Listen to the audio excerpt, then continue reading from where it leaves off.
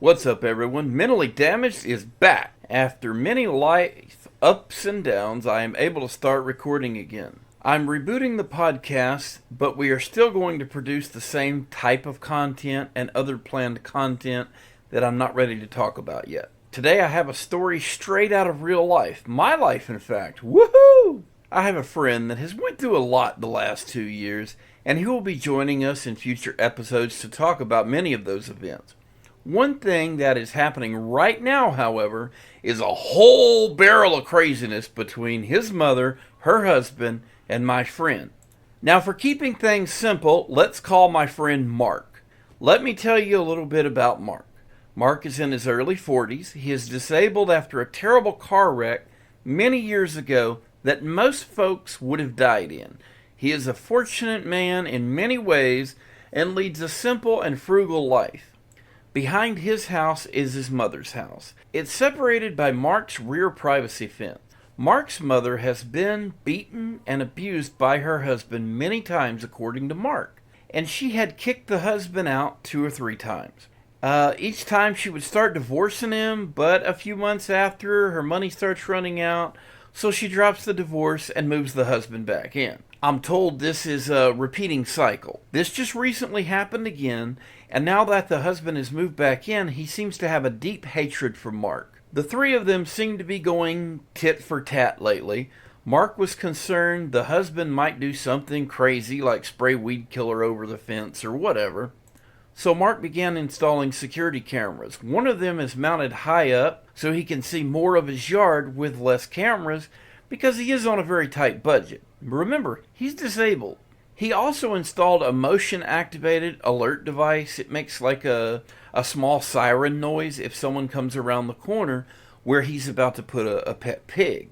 It's going to be, a pet, but it's also going to be livestock. How did he put it? He really wants some bacon.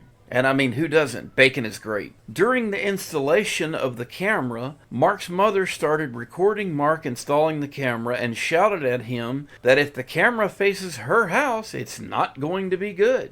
This led Mark to call the police, who sent out an officer to talk to them all. The officer didn't see what his mother said as a threat. He kind of directed them to work out their issues. The officer also informed the mother that even if the camera does get pointed at her house, there is nothing illegal about this.